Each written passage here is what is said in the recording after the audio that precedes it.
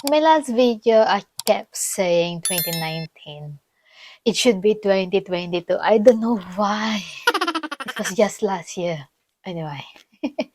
So what is revalidation? Revalidation is a process that allows you to renew your registration with the NMC. It helps you to continually develop and reflect on your practice. It's not just a renewal of license that you will just fill up a form and then you will be renewed. No, it's not like that. Anybody that is registered with the NMC gets notified whenever they are due, like 1 year before, months before. I got registered with the NMC February 10, 2020. So my revalidation date was February 1, 2023. So that was just only 2 weeks ago.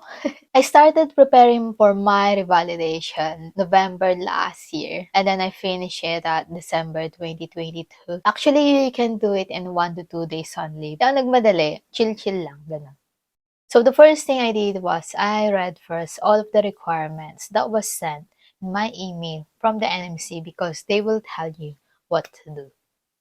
You have to complete all of the requirements first before you do the registration online. So let's go to the requirements.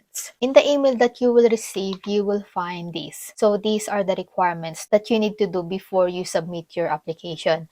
So you need to have 450 practice hours in the last 3 years. Meaning, dapat yung 3 years na yun, nag-work ka as a nurse. And then, just click this, read more. And then here, practice hours. And then, down here, practice hours log template. You need to download this. It looks like this. Practice log template. So, work setting, basahin nyo lang yung mga nandyan. And then, you need to put down the date. When did you start working in that trust? Mine looks like this. I will show it to you guys. So I came here 2019. I started my work in the hospital October 28. So write the date, when did you start working in that hospital, and then your work setting, hospital, your scope of practice, direct care, number of hours per week, 37.5 hours, and then your position. So when I came here in UK, I was a band 4 assistant practitioner, and then brief description of your work, and then again 37.5 hours, nurse, description of my work. So that's the practice hours log template. Next to that is 35 hours of CPD or continuing professional development, including at least 20 hours of preparatory learning. And then click the again, read more, and then download this one, the log template. Just put everything that you've done, all of the trainings that you've done in the last 3 years. Just make sure that you've got the requirement 35 hours of CPD units, including the 20 hours participatory learning. For example, this one, aseptic non-touch technique online training via ASR. Just write it down, the name of the training under the method, and then next to that is topics. Just write down there what were the topics that were discussed in that training, the importance of it, and then link to code. You can find it here. Link to standards of proficiency, links down below. So check nyo yung link na yan, nandyan yung link to standards of proficiency, and then number of hours, you can write down 1 hour training, and then number of participatory hours, 0, because it's online training. And if you attended the training, just like this, tracheostomy care, write down below course attendance, and then write down what were the topics that were discussed in that training, and then link to code, and then link to standards of proficiency again, number of hours, how long was the training, and then number of participatory hours. So since I attended the training, I performed the cleaning of inner cannula, open suctioning, dressing change, like that. So kasali siya sa participatory hours. And then next to that is practice-related feedback. So you'll need 5 pieces of practice-related feedback. So then click the again, then download this practice-related feedback log template. Daming forms, diba? Okay, so date of feedback, source of feedback, patient's family, patients, accounts galing sa senior staff or healthcare assistant or doctor. And then type of feedback, binigay sa'yo via card or sinabi sa'yo verbally, survey or report, mga ganon. And then content of feedback, kung ano yung laman ng feedback na yun. I'll show you guys an example. I asked feedback from my colleagues because I was doing my revalidation, so I asked them to write a feedback so I can put something in my feedback log template. Senior staff nurse survey, and that was the content of the feedback she wrote. So that's the practice-related feedback. Next to that is you'll have to write 5 written reflective accounts. So click this again, and then you'll need to download reflective accounts form. So this is how it looks, and I'm going to show you guys mine. On the reflective account, write down registered nurse adult, and then what was the nature of the CPD activity or practice related feedback or event or experience in your practice. Mine, one of the reflective accounts form, moving and handling training. So that's the activity, and then what did you learn from that activity? I learned how to properly transfer patients safely with the use of different equipment. How did you change or improve your practice as a result? So I have taken care of my body posture and sitting when picking up something than bending. Diba? How is this relevant to the code? So, mamili ka dyan, prioritize people, practice effectively, so on. Ka lang ng 5 training na pwede mong ilagay sa accounts form. Hindi lang basta training, pwede ka rin maglagay nga ng na experience mo sa practice. One of the reflections that I wrote down, what was the nature of the experience or events? So I wrote down, when I was new, I was told that I am slow at work. So what did you learn in that experience? Learn that I needed to maximize my time and prioritize things so I can do everything that I need to do on time. And how did you change or improve your practice? I went from slow to fast acting nurse.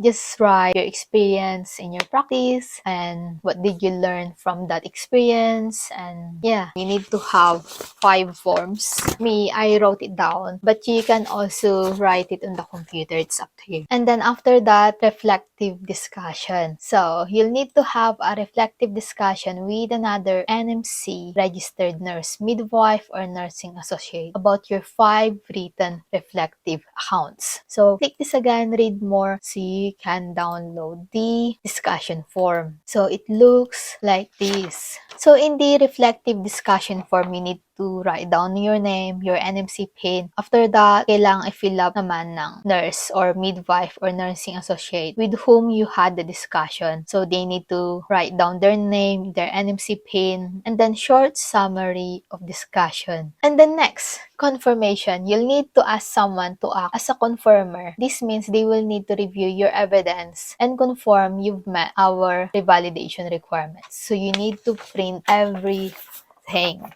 All of the forms, you need to print them. Read more, and then in here you need to download the confirmation form. In the confirmation form, you'll need to write down your name again, your NMC PIN, and then the date of last renewal of registration or join the register. So mine, I wrote down February 11, 2020, which is very wrong because it should be February 10, 2020. Pero hindi naman na nila connection. So dapat, kung ilalagay mo, dapat tama lahat.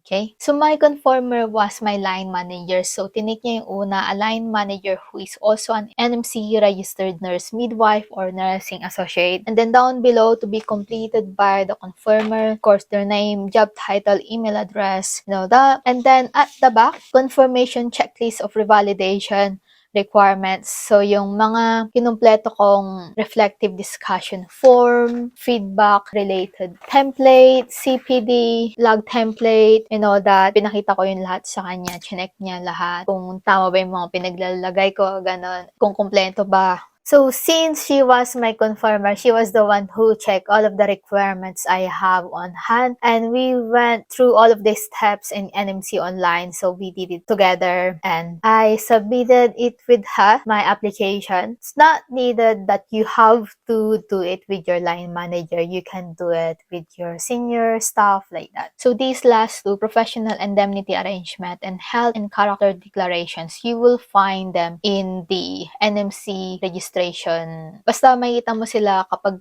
nagre-register ka na online. When you have met all of the requirements, you can now go to your NMC online account. In your account, you can see your NMC PIN, revalidation application date, and renewal date.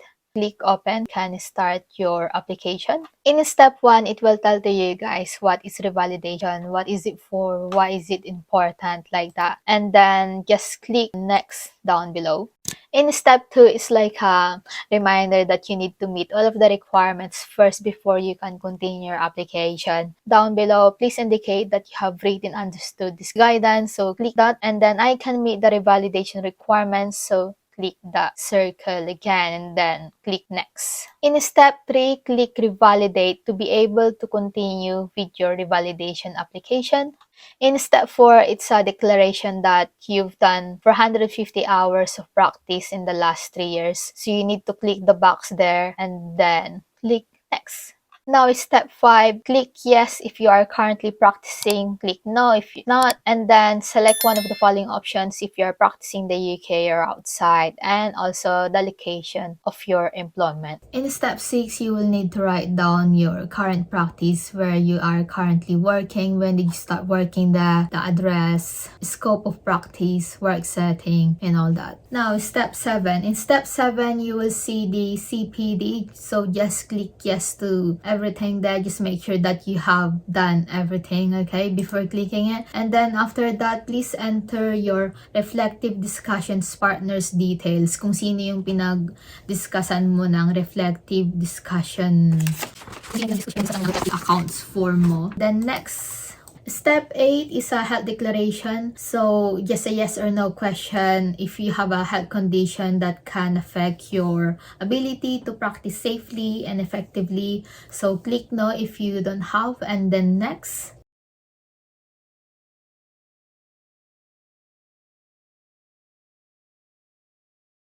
Step 10. Have you ever been subject to finding that your fitness to practice is impaired by a body responsible for regulating or licensing a profession? Of course, no. And then next. Step 11, professional indemnity arrangement. Click yes if you declare that you have in place or will have in place when practicing appropriate indemnity cover for your scope of practice. So click yes to that. And then down below, click employment contracts, click the circle there, and then next.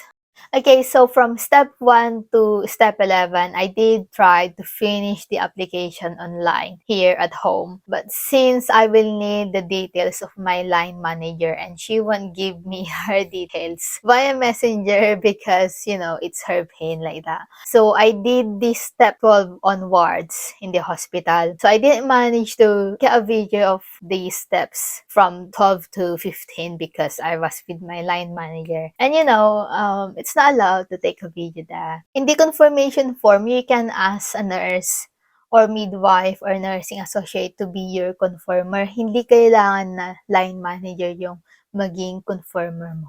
So that is how you do your application online. Madali lang siya, super straightforward. From step 12 to 15, madali lang din siya. You just need to fill up the details, ganon. So that's it, guys. Thank you so much for watching my vlogs. Shout out to John Stephen Goyce. Thank you so much for recognizing me. Thank you for watching my vlogs. Magpatuloy mo yan. Okay, so yeah, thank you guys for everything. Thank you for the continued support. Don't forget to like, comment, and subscribe.